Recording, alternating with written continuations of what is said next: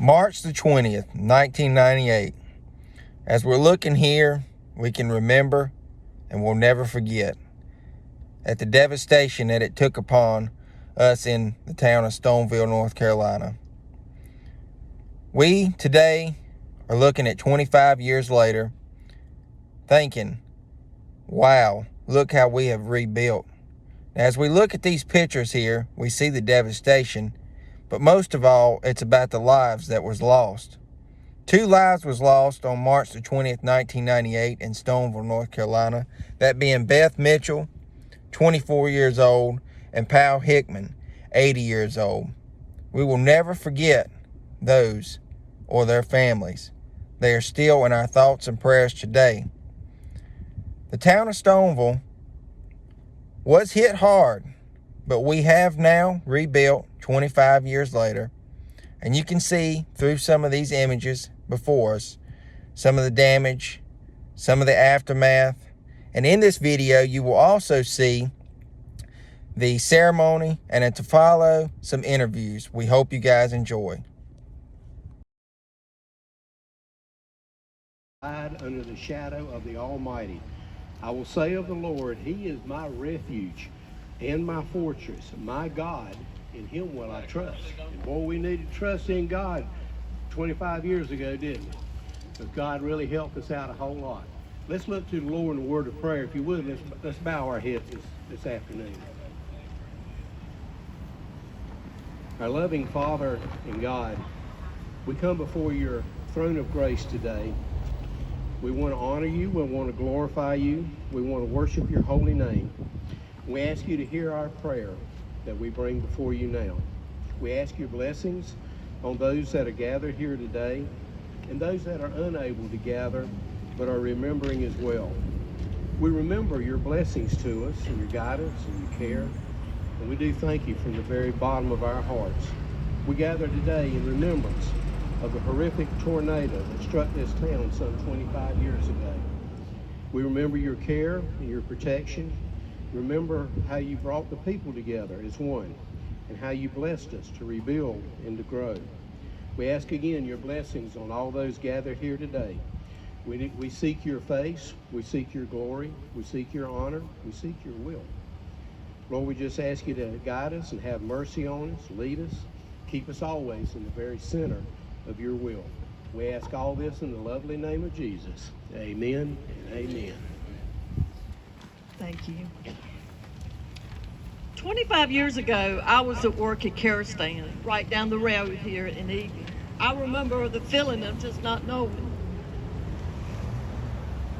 I remember pulling up in the city limits of my small town, and I was unable to go any further. My heart was full of emotion. I live in this town, in this small town, my whole life, and not knowing if my friends were okay. See, friends are like family in our small town. We love each other and care about each other. You see, you read about and you see about tornadoes on the news every day, but you never know it can happen to your small town. 25 years later, those who live and those who passed away are still in our memories, with lots of memories. I'm thankful our community built back. At this time, I would like to introduce former Mayor Rex Toggle. He was the mayor the year that the tornado hit. Thank you, Kathy.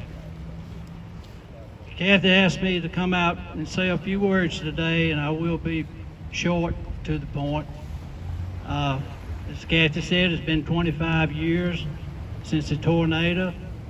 As you see, Stoneville has been rebuilt. Even though that day we heard that Stoneville is lost, is gone, we'll never rebuild. What we did lose was 2 lives, and that's what this is about today. It's not about the town, the buildings, and material things. It's about the 2 people we lost and in memory of. So in a way, we're dedicating this day to them. And everybody's got their own story to tell. People come up and say, I was in my car was moving around, I was in a building. Everybody's got a story to tell. Julia and I, we were at Myrtle Beach. we were at a Rotary convention, 450 people, Rotarians. And that was meant for us to be there, not to be here in Stoneville. As a result of that, being there, the Rotarians pledged $38,000 to the town through the Rotary Club to spend as we saw fit. We did stuff like a $10,000 scholarship, endowed scholarship at RCC in honor of the memory of the 2 victims. We fed the whole town the first anniversary of March 20th, 1998. We fed the whole town, the Rotarians did, with that money. We've donated, we've given, but anyway, God works in mysterious ways. It was meant for us to be there, not here in Stoneville. We were at a dinner that night. Someone came by and said, "We heard you had a bad windstorm in Stoneville." Somebody else came by and said, "You heard you had some wind that blew trees down." Then somebody came by and said, "You're on national news." So we immediately got up. We didn't have cell phones 25 years ago, but I did have a car phone. I probably had 10 calls, and Myrtle Beach Police, Stoneville, National Guard, just people was looking for families. And first thing we did, I told Julia, I said, "Let's go." She said, "There's nothing you can do." I said, "I've got to be there." So we threw everything in our car, and we took off. We got home about midnight. And that's pretty much my story, but as I said, it was meant for us to be there. First call, we had lightning and hail and storms all up and down the East Coast coming back. We couldn't get out any calls hardly, but I did get a call into my daughter Tammy. She was looking after my business. She said, "Daddy," said, "the store is torn down. People have been killed. Sirens, ambulances everywhere." Said telephone poles and wires all over town, building tops. Said the town's destroyed. So anyway, first thing we did, we got here, we came right to the center of town, which they had a National Guard set up, county folks set up. Steve Hale with the county was here, and we started putting together our plans. And that's where we were at that time. And like I said, I think everybody's got a story to tell. People were wanting to help all over. Everybody called, "What can we do?" So we immediately set up an account at First Citizens Bank and let people donate money. We collected close to $200,000. We stood out here, the Rotary Club stood out here at the stoplight when the streets opened up from 220. We stood out here on a Saturday and a Sunday with trash cans, collected around $200,000 for the tornado victims.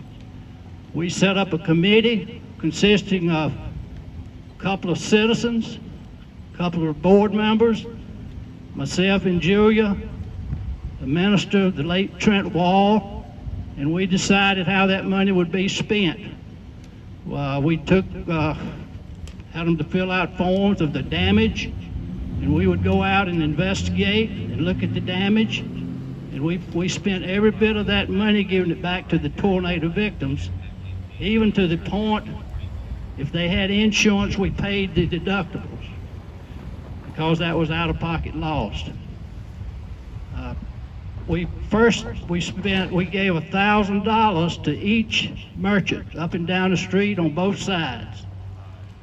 That was the beginning, and when we depleted our funds at the end, we gave them another $1,000. We gave $2,000 each, and from that. So again, that's just part of our story. I'm gonna read you a poem that tells the whole story. And I'm gonna try to do it without breaking up, but I know I'm like Kathy. Every time I discuss this, I break up, and I usually have to do it every 5 years.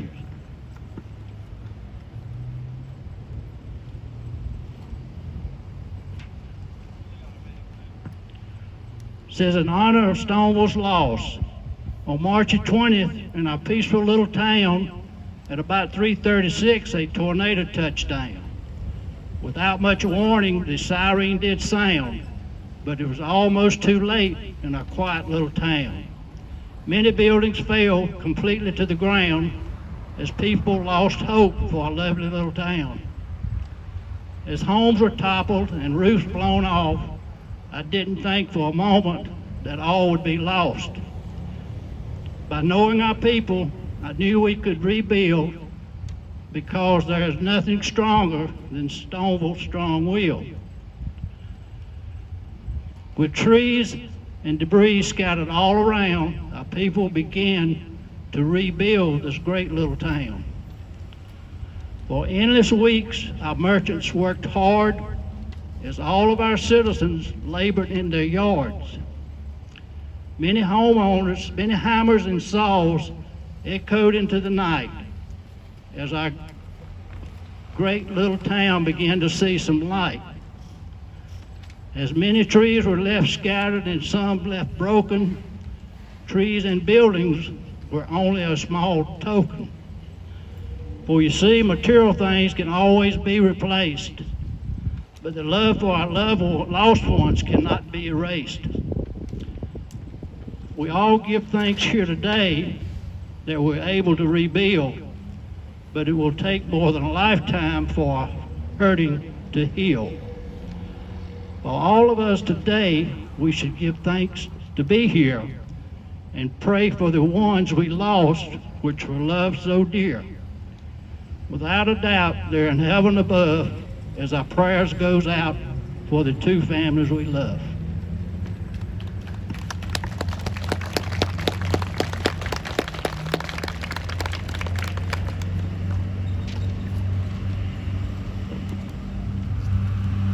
I'm not an emotional person. You can ask my family, but today is just a very special day. At this time, we're going to have Dennis Sparks perform. He's going to play for us, "It Is Well Within Our Soul." After he plays, we're going to observe on March the 20th, 1998, at 3:35, we're going to observe 35 seconds of silence.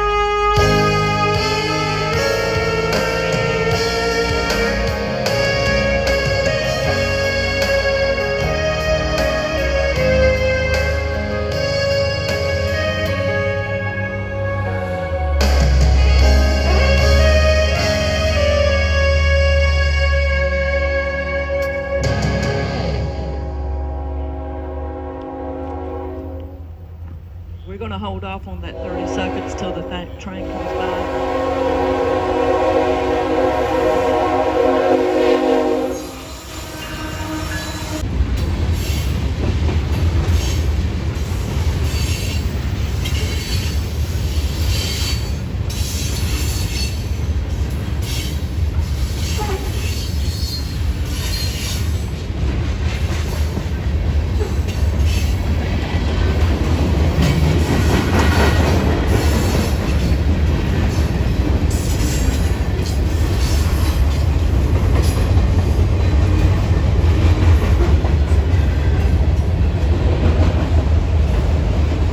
As we leave today, many of us still have questions. Why our town? Why our homes? Why our business? Why our family? Only God has those answers. We have lived, and how we have lived and responded to the aftermath of such a tragedy was and is in our control today. It's in those moments, through the actions of our citizens, our emergency services personnel, our elected officials, and the friends of our surrounding cities, towns, and counties, that I see the love and the concern for others that makes me proud to say, why I live and serve town of Stoneville. Thank you, Dennis, for sharing your talent with us today. There is a song, Amazing Grace. Let us be reminded of the lyrics. 'Tis grace that brought us safe thus far, and grace will lead us on. God bless you, and God bless the town of Stoneville. At this time, I will have Reverend Dr. Kenneth Moore, pastor of Sharon Missionary Baptist Church, lead us in our closing prayer.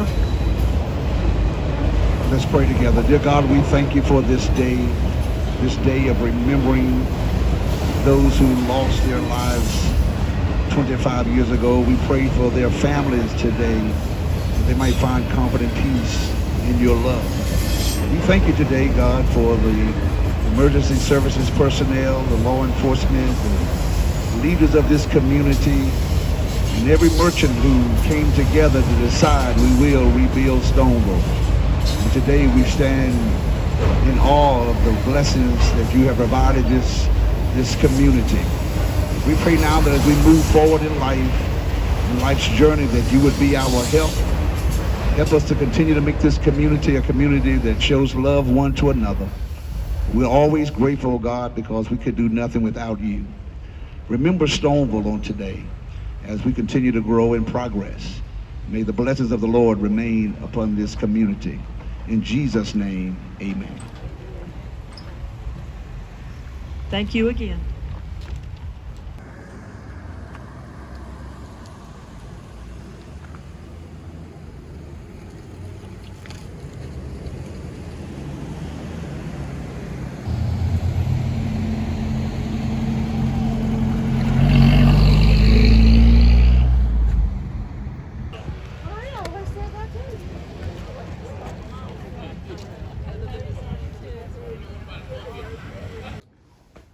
All right, ma'am, what's your name? Nancy Craddock. And where were you on the day of March 20th, 1998? I was working at Garrett Mini Mart. And what would you say happened through that entire process while you were there? How did the day start out and how did it progress? I was working that morning, and I was working with Shannon Fain, Ma. We called her Ma. Her name was Marie Smith, and my daughter Tori Craddock. And we had a pretty good day. Day was going very well. It started getting a little bit dark outside, and we thought, well, it's going to come up a storm. But a little while later, we had a black couple that come in, and they told us to take cover that a tornado was coming from Medan. And we didn't know whether to believe them or not, so they said that really yes. So we looked outside, and the wind started getting up, and they said, you need to take cover now. So we were behind the counter, and we scooted down, and once the wind started getting up, they started praying. They went to the ice cream box and was kneeling down and started praying. And Shannon started crying, and she says, I've got to get to the daycare. My child's in daycare. I've got to go get him out of daycare. And we told her she couldn't go anywhere. So she was crying, we was all crying, and just within a few minutes, you know, we were looking outside and could see pieces of a building flying by, trash and all that stuff flying by, and we were all crying, and within a few minutes it was over. It was over. And we turned around and Ma said, do you know who that couple was that came in here to told us to take cover? And we told her no, that we'd never seen them before. And we looked over there at the ice cream box and they were gone. Wow. So that's kind of like it was a little angel, so to speak. Yes, it was. And it never took one shingle off of Garrett Mini Mart. Not one shingle. That's definitely a blessing in itself right there. Now, I know we're in your home here and you live right outside of, you know, on the little edge part of one of the back streets for town. How did it affect the house that you live in right now? It done a lot of damage to the house, to our house. I wasn't able to come home for 3 days. My husband, Ricky, works on the fire department, and he helped go from house to house to see if, you know, there was any more deaths. We had 2 people to die that day in the math of the tornado. And they went around searching to see if, you know, there was any more damage and stuff. And I was able to come home 3 days after that. Southern Baptist Church helped us put a tarp over the house, and we had some people help us nail up windows and stuff. And I can remember the day after the tornado hit, it was a bad thunderstorm that came up, and Ricky went on the fire call. And when he come home, the tarp had blew off at the top of the house, and I was sitting with the umbrella over me, and rain was just pouring down in the house. We had buckets everywhere, but it took us a while to get everything back together. But with the help of a lot of good people in this town. Yeah, that's the thing. You got the small town atmosphere here. I mean, everybody, from what I can fathom, worked together to rebuild. And I mean, obviously 25 years later, the town has rebuilt. But you kind of touched on it with the aftermath. What were, I guess, like weeks leading after? Was it always a scary, eerie feeling when any kind of storm would come up after that? Oh, yes. And still to this day. Right. When, you know, you hear the siren go off, and it's a long period of time between the, you know, with the alarm and all, you just think in your mind, well, is the tornado coming again, you know? Yeah, you kind of answered my question after there. 25 years, you still think about it. Yeah. It's something that, I'm going to start crying though. I ain't going to start crying. It's something that I would never, ever want to go through again. It's very terrifying, sad. Yeah. Right. Well, I think that's all we got at this time. I appreciate you sitting down with us and giving your word on what happened that day. You're welcome. My name is Kathy Stanley Galvin. I'm Stoneville's current mayor. This year is 2023. All right. Just wanted to ask you a couple questions. Obviously, this is the 25th anniversary of the tragic day that, you know, our little town got, you know, demolished, but we have rebuilt, and I wanted to just ask you, what were you doing on March the 20th, 1998? I was working at Caristan in Eden, which Caristan is now closed, and it was just a normal day. We went in the break room, and somebody had said that the tornado hit. I'm like, tornado hit where? Stoneville? And at that time, my husband worked here at Southern Finishing, and my 2 children were here. They were with my family, but you still just didn't know if they were safe or not. So, you know, as I rushed home, and as I said, when we got to the city limits, they had it closed. So, and everybody here is like family, so immediately panic set in because I wanted to help. I just didn't know how to help or where to help. Right. Well, you know, I've asked some others, the aftermath, what was that like for you? Now, you said, did you live here in town, or were you on the outskirts? I grew up here, and when I married, we moved just a little bit out of the city limits. So even though I lived outside the city limits, I was right here at the city limits because we're here every day. Right. The aftermath was total devastation. I mean, to know that Mother Nature can do something that powerful. The building right up here, there was a little piece of wood that sat in that brick for years till it rotted. That the tornado went right through that brick. So it just lets you know how powerful Mother Nature is and how powerful God is. Right, correct. Well, you know, like I said, the town has rebuilt, and I mean, it's a beautiful town, and I myself am a Stoneville resident, and I'm proud to call Stoneville home, and I appreciate your time, and I really do appreciate you doing this today and everybody coming together and having this little event. Thank you. We appreciate you. I'm Perry Webster, interim town manager for the town of Stoneville. Okay. Now we went around to some folks today and we've asked them, where were they at on March 20th, 1998? We obviously know today's marking 25 years. Where were you at? I know you told me you wasn't in Stoneville, but what was your task for that day and what were you doing? I was at home. I was working on a farm at that time, and at that time we didn't have cell phones. I was working for Madison Police Department.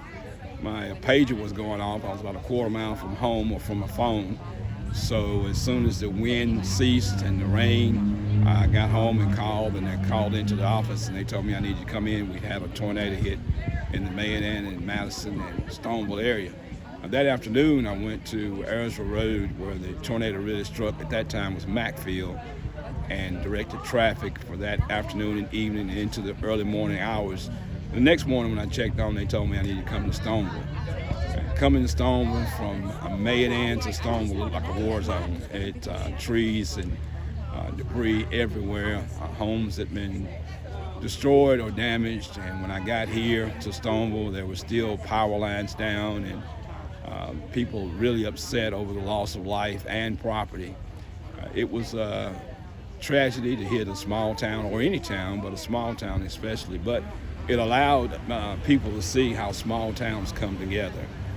There was emergency services from all over the county, some state agencies, and the towns came together and the people came together. When they gave us breaks to go in and get food or rest, we went into the fire department and people you would have thought it was a homecoming or some type of a big event, eating event at a church. People really poured out to bring food and drinks and take care of the emergency personnel. It was a tragic day, and it will never go away. We'll always remember what happened on that day, but it also gave us an opportunity to come together as small towns do and be friends and show love to those who have lost life and property in the town of Stoneville and surrounding areas. Now, I've asked several of the other people, and I want to get your perspective. You said you were over in Madison Med, and now obviously we're in Stoneville. The devastation was not as bad over there as it was here, right? No. Basically, the Macfield plant suffered most of the damage as far as buildings were concerned. There was some, wind damage to homes and roofs were torn off or what have you, but the devastation really was here in Stoneville from Mayan, that's where the state park is now, Mayo State Park, into Stoneville. It's like a bomb that dropped in that area and knocked down trees and destroyed property. And of course, right up there where Mr. Hickman lost his life, and then right behind me here is where Ms. Mitchell lost her life. It's great to see that the town has come together and is rebuilt. If you'd have told me today that a tornado hit 25 years ago today, I would have never believed it. But it's beautiful. I spoke with the mayor earlier, and she was really nice, and I said, y'all done a beautiful ceremony here, and we really do appreciate it. As the citizens of the town, appreciate y'all doing this today. We appreciate you all coming out and to take your time to be with us today. And just a few citizens who are able to not working or what have you to be able to come out and to let people know that we're still grateful that Stoneville exists. We're building, we're rebuilding, and every day we're trying to make Stoneville a better place to live, work, and enjoy yourself. So we are, this is a well-united community. They come together, and it's just a lot of love here. We have the same problems that everyone else does, but that we managed to come out and do what we need to do to make this town be known as Stoneville, North Carolina. All right, well, I appreciate it, Mr. Webster, and thank you for your time. Thank you. And your name is? Dennis Sparks. And you are affiliated with? Debbie's Ritz Gourmet Inc. Okay. Is my family's company. Me and my daughter own it now. Me and my dad started it. Okay. All right. And just if you don't mind me asking, how long has the Debbie's Corporation been in business? Debbie's opened March the 30th of 1980. So we're coming up next week or so on 43 years. Wow. Congrats. But before that, we had the supermarket. We bought it from my uncle in July of 1978. Okay, and we are in that very place where We're the in that building. supermarket This used was. to be the post office right here. Oh, really? Wow, I'm learning a lot then. Like I said, I appreciate you taking your time. Yes, We're sir. just here. Today marks obviously 25 years with the tragic day, March the 20th, 1998. It was a sad day for the town, obviously, and we're just looking to look at some of the folks that are from this area, their perspective on where they were and what happened that day. If you don't mind filling us in with Sure. some of that. I was home. I actually had come to work a little bit that morning, didn't feel good, went home and went back to bed. And my middle daughter was on the way home from high school, riding with some friends, and they saw the tornado crossing 220. And she went into my mother's house and called me and said, "Daddy, get in the basement, it's a tornado." I jumped up, I lived right across the street here, and ran outside on the patio and looked up, and it was picking up, Trey Belton lives in the house now, but it was picking up the hip roof off of that little garage beside his house, and I could see that going up into the tornado, the whole structure, just like Wizard of Oz. Wow. And that was my mother's next door neighbor, and it was Charlie Stone at the time. I believe it was. Anyway, I knew it was pretty serious. So I got into my house. It was a 100-some-year-old house. I got into the basement, looked up through an unfinished garage, had a dormer on the front, watched the window go, the dormer go, and the debris going past the house. It literally looked like missiles going, big old trees just going past the house. It felt like a freight train. It was sounded like a freight train, and I couldn't get your breath just before it came. It seemed like it was harder to breathe because of the pressure change. It's almost like it was probably your life was flashing in front of you. It did. So to It was speak. like all I could think of was this old house is going to come in on top of me. Well, Lord, this is it. Let's go. Right. There wasn't right. nothing else I could do. It was over in just a couple seconds. Came out of the house. I had 2 vehicles there at the house. They were tossed about. There were roof structures underneath those vehicles. They'd picked them up, and then roof structures were underneath it. All the windows out of the house, the roof off the house. Made my way out into past the fire department. They'd blown the fire engines out, busted out all the windows on the fire department. Came up through town. People were sobbing, crying. They were in vehicles trapped. Some of them had power lines on vehicles. They didn't know what to do.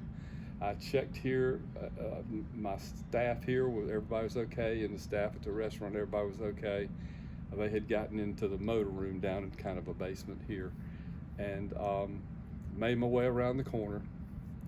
Saw it was a car with a lot of debris on top of it. It was on its side, didn't recognize the car, and people were congregating there trying to help whoever was inside the car, and that's where we found out it was Beth Mitchell and her mother. Beth probably never knew what hit her, and her mother, it's a miracle of God she's still here. I didn't think she was going to make it. Now that was at the Clayburg Tire. Yeah, right there beside Clayburg, but it was debris from the Superior Oil Company that was across the street. I'm assuming that really got them. At that point, EMS finally got there. Emotionally, I was spent. I was nothing much left of me, and my daughter came up, the one that called me. "Daddy, who is it?" And I just sat down on the ground. I couldn't get the words out because she knew Beth. Right. And made my way. My folks' house had some damage, but it was livable. So I thought, well, at least I got somewhere I can go for now, And we just were numb. I was homeless, carless, and jobless, and just like that. Right. You learn that stuff is just stuff real fast. Well, the main thing, that we know we had the loss of lives, but it wasn't more than what it was. It was. I don't know how more weren't killed, to be honest with you. Right. You hate to say that because you want to memorialize those that were killed. But it was Friday afternoon at 3:30 in a busy little bustling town. And I think about the school right down the way. Yeah, if it had been it just was an about hour 5 earlier. If it was about 500 foot, I guess, the width of the main damage of the tornado. If it had been, you know, a tenth of a mile further south, it would have hit the school. Right. Well, you know, moving on forward, I know we don't have time for that full story, but we do want to catch up with you on that eventually. What was the aftermath like for you and your business? And I never cried over anything that I lost, but I cried constantly over the generosity of people. It was unlike anything I'd ever seen. Just people would just do anything to help. And, you know, we were on national news and got a lot of attention. I had traveled all over the country, a little bit all over the world, playing my saxophone in churches and at Christian events. And I literally had people from all over the country, once we got our phones back, calling me. Christian groups come in, helped. I was telling somebody, Dad and I were talking about the prisoners. They brought prisoners in to help, and you wouldn't think, oh my God, those guys were amazing. They were literally amazing in helping us clean up and get fixed back. You know, it was, you know, you can see the pictures of I had an office back here in the 2-story part of this building, and the whole second floor was gone. But yet you'd see a desk there that it was okay. It wasn't unmoved. it's amazing. It really is. Yeah. It's unbelievable. You know, I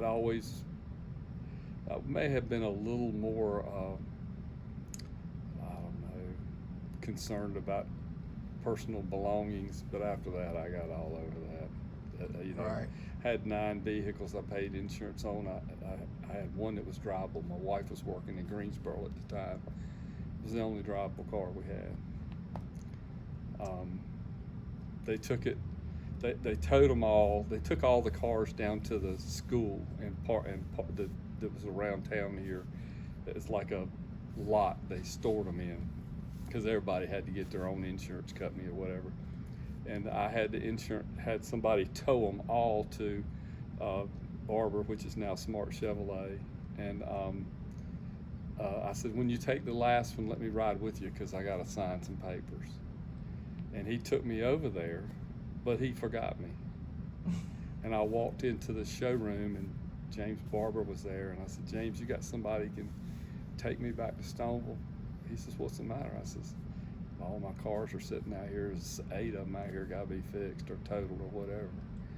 And he gave me something to drive. Yeah, He gave me something to drive, and I kept it for about a month. I probably overstayed my welcome, but I mean, that was the kind of thing. Groups, Christian men's groups showing up with, I mean, trailers and tools to help build good handy people, you know. Yeah. The church had a Baptist men's group, brought and fed people there for weeks. Salvation Army. Here we had a supermarket that was stocked, and I had a whole wall full of cleaning supplies and, you know, the industries of the blinds, brooms and mops and brushes and all that stuff. And Saturday morning, about 8 o'clock, we were in here cleaning. We'd got tarps over everything. And here comes the Department of Agriculture guy, flashes me a badge and hands me a piece of paper, says, we've condemned all your inventory. And they had a dump truck and a front end loader and prisoners, and they took everything out of here, even the brooms and the mops and the cleaning supplies that I was planning on using. Right. And I'm like, why this? It's nothing wrong. I have glass in it or whatever. Well, it was way back here safe. They took everything. Right. I needed inventory for my insurance company. I said, tell them to call us. You know, I mean, just out of the blue. And this is stuff you're not used to dealing with, so it Never was all had new. dealt with it. Yeah. So I'm down at the Salvation Army that Saturday afternoon. Me and my sister, they give us a bucket of cleaning products and stuff. We're balling, you know, because we had all that stuff, you know. Yeah. But, you know, that's been the message. I've spoke to several people through this process, and I don't know where yours is going to fall in order through the interviews, but I have not spoken to one person that has not mentioned the generosity that came together. I know. It was mind-boggling. I mean, just like you heard today, Rex talking about the money they had raised and how they gave it back. And I mean, you know, you wouldn't think $2,000 would mean that much, but it did, because even though I had insurance, it wasn't rightfully coming that fast. It took time to work all that stuff out. And I was dealing with 3 different insurance companies on all the different businesses, and they did okay back then. I don't know how it worked today, but back then they did all right. Right. Well, you know, like I said, we'll touch bases with you more at some point if we can get to it. And I appreciate your time you've took today, and I'll extend my thanks as a citizen of the town for what you guys did put together today. That was beautiful. I thought it was well done, and like I said, thank you for your time. Thank you, sir. My name is Rex Tuggle, REXTUGGLE. And what was your affiliation when the tornado happened on March 20th? At the time, I was the mayor. I was mayor for, after that, 16 years. Okay. And where were you doing, and what were you doing on that day? My wife and I were at a Rotary convention at Myrtle Beach, district meeting. 450 Rotarians were there. And what exactly happened, and how did it transpire for you to find out what had went down in Stoneville? Well, we were out eating dinner at the House of Blues, and some of the members kept coming in saying, we heard you had a storm, we heard you had wind, we heard you had trees down. Finally, someone come in and said, you're on national news, your town has been torn to pieces. And so I not having cell phones in 25 years ago, I did have a cradle phone in my car. So I went out and checked it, had about 20 messages on it to call here and call there and call everywhere. And finally found out what had happened. And so we threw our suitcases in the car and headed back. Got back about 12:30 that night.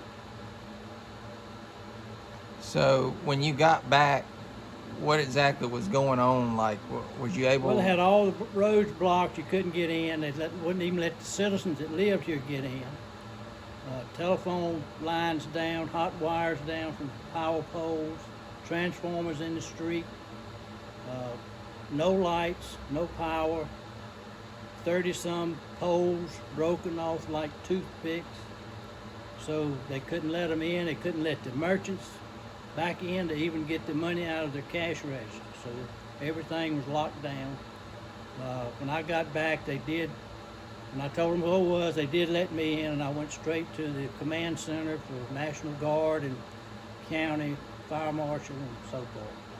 So, you know, when something like that happened, you never would have thought it happened in your town, so to speak. So I'm sure it was devastation to not only you as the mayor, but as the citizens. And what was it those days leading after the tornado come through? How was those days like? Everybody was just saying we can't rebuild. And of course, right off when I got back, I found that 2 people had been killed, and that was the thoughts of everybody, and still is 25 years later. But everybody's thinking we can't rebuild. Our stores are gone. Some of the houses are gone, and it's just a loss. We don't know what we're going to do. So. And, you know, my job was to assure them that everything would be fine, we'd rebuild, everything would be back to normal. We can't replace the 2 lives, but we can replace everything else. Right. Now, I know you touched bases. I was at the memorial service, and you said that there was an outgoing of help, not only for the people from the town, but in the state, local officials and everything. State, federal, county, individuals. We had police department, fire departments, emergency departments from other counties. They brought in materials, they brought in food, Salvation Army, Red Cross, Lowe's.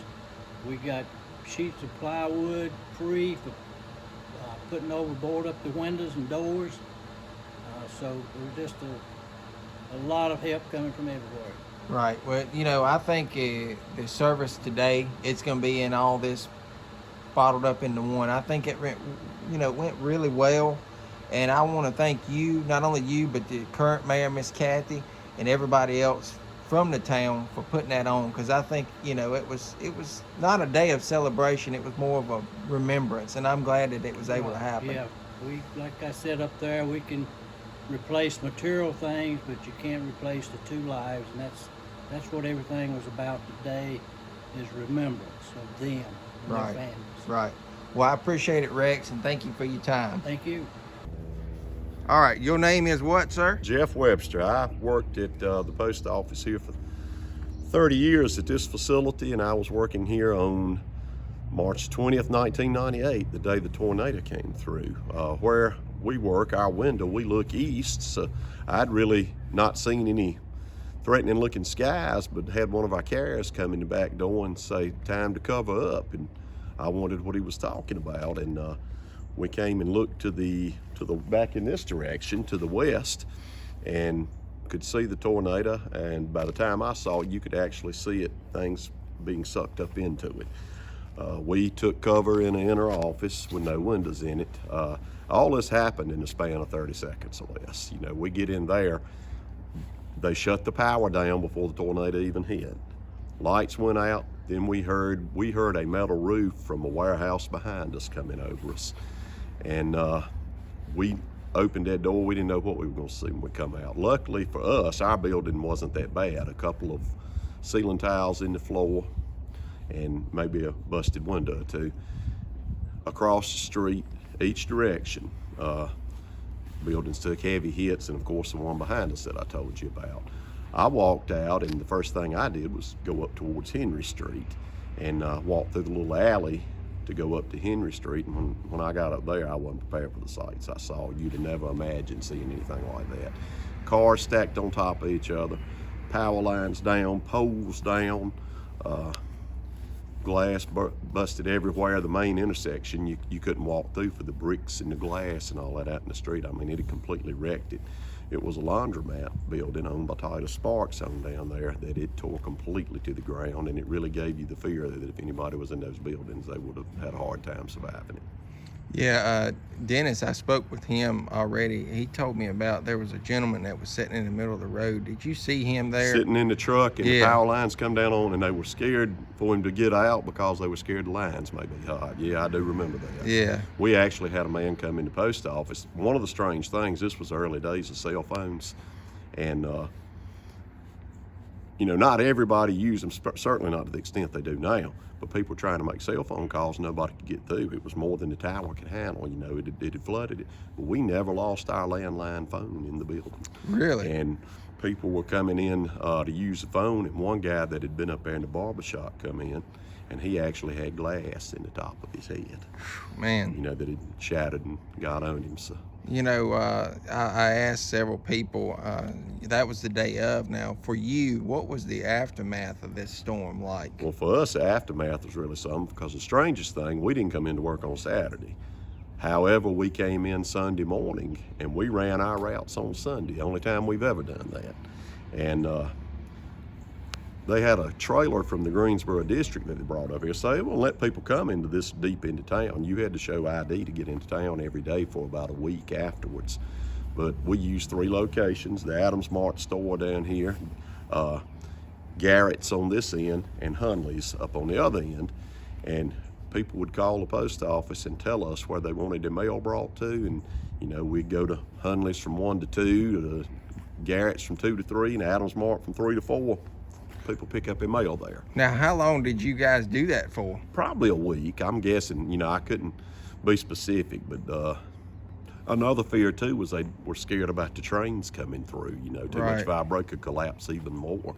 But when they finally did allow people back into town, you've never seen as many cars coming through here as we saw for the next couple of weeks, especially on the weekends. It was just a constant flow. Just, I guess, kind of wanting to view Curiosity, things. Yep, yes, sir. Yep, curiosity. That's what I Yes, figured. sir, but I think they did take up some money, you know, for victims at the time, and did pretty well doing that. So. Yeah, I heard the current mayor at that time, Rex Tuggle, said they stood up at the, I think, the main light, and they was collecting in trash bags. I can remember seeing them out there. Yep. Yeah, I thought that was a pretty neat gesture, and everybody just coming out.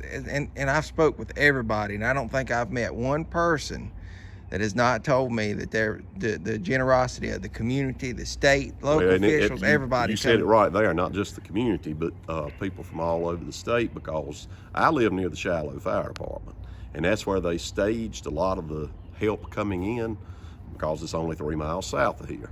And I saw fire trucks from all over the state coming in there and rescue from all over the state.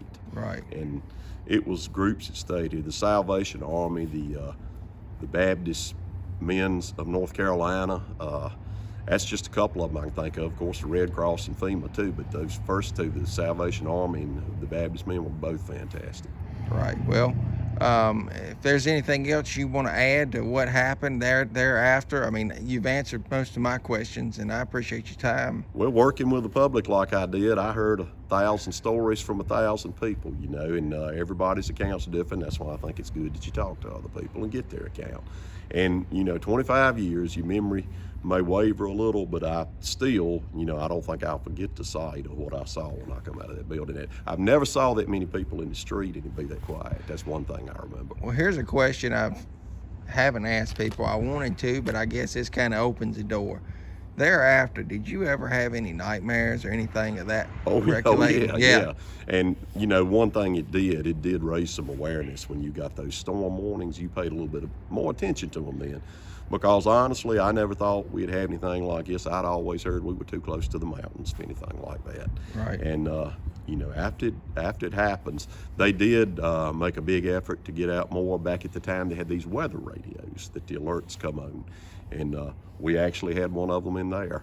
And several businesses in town did, several residents did, and it was a good thing. It raised the awareness. Right. So I would say to this day, still, if something like that comes up, you kind of heed warning. I pay a lot more attention than I used to. There you go. But that afternoon, I just remember when I was coming back from lunch that day, the sky just looked strange to me. You know, just not so cloudy or threat. It just looked strange, a funny look to it.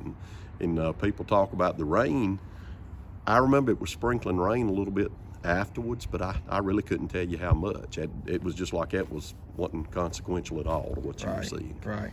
Well, Jeff, I appreciate your time, and like I said, you know, bring you out like this. Well, thank you, Daniel. Glad to do it. Yeah, man, I really do appreciate it, and I think what the town did yesterday, you said you watched it live, but they done a great job with that, and I really appreciate the town going forward and doing that.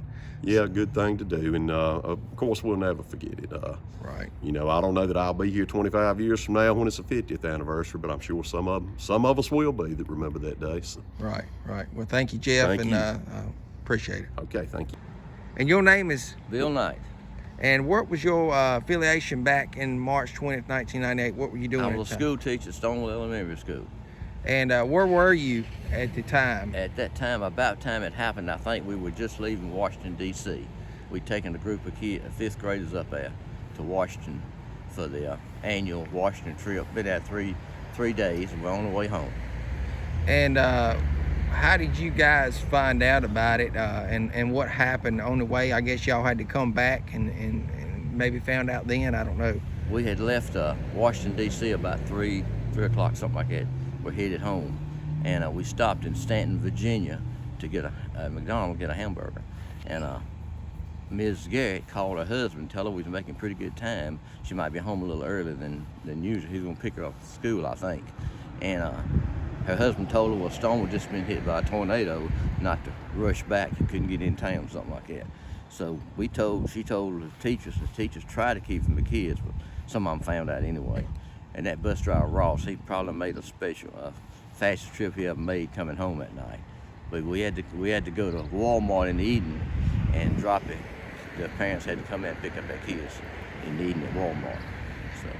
So obviously, you didn't get to see the devastation till that next day following, I guess? No, that night, my brother-in-law had come from Stoneville, from Reedsville, to see my wife at our house and picked her up. And when he picked her up, he took her with him back to Reed, his house.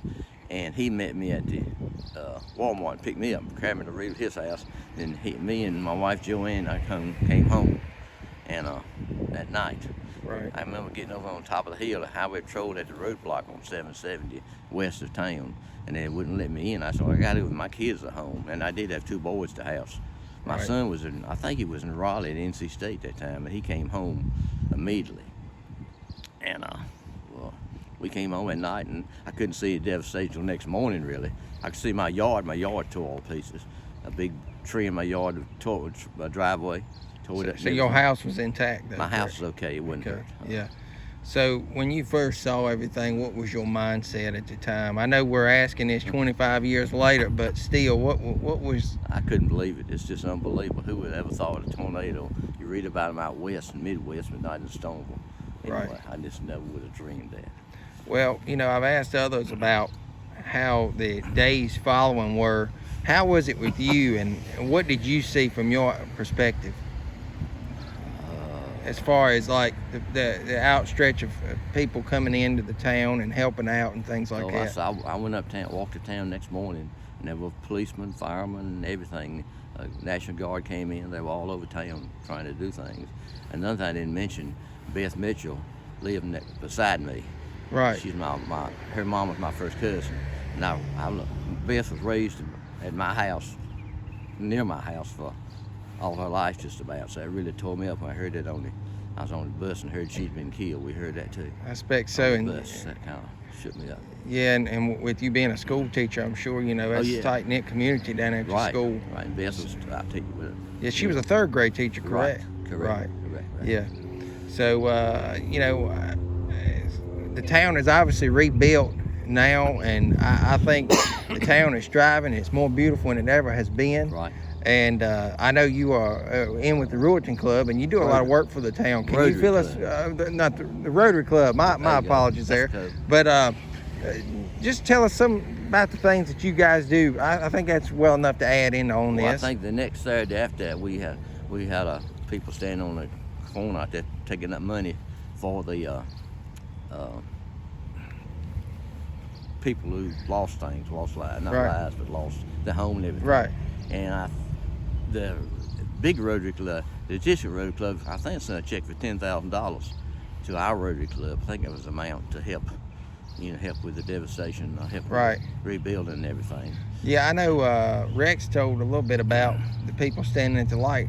Yeah. Now, how did that come about? Did y'all just say, hey, we need to get together and let's do this, or did y'all just get out there and do it? I think somebody just said, let's do it, and we 4 or 5 of us got different ones at different times. Right. At that time, our Rotary Club had about 20 members. Right. Now we don't have that many. We have right many members in, so we were able to stand at the light. I know we raised a lot of money. Yeah, it's everybody that I've talked to, they said that it was just an outpouring love. It come not only from the community, but like the local officials, state officials, and I think he said federal officials. Well, we raised that money, a lot of money ourselves at that day, but also, like I said, Rex and Julia were at a Rotary Club convention at Myrtle Beach, and after it happened, they found out the different Rotary Clubs in the district donated money.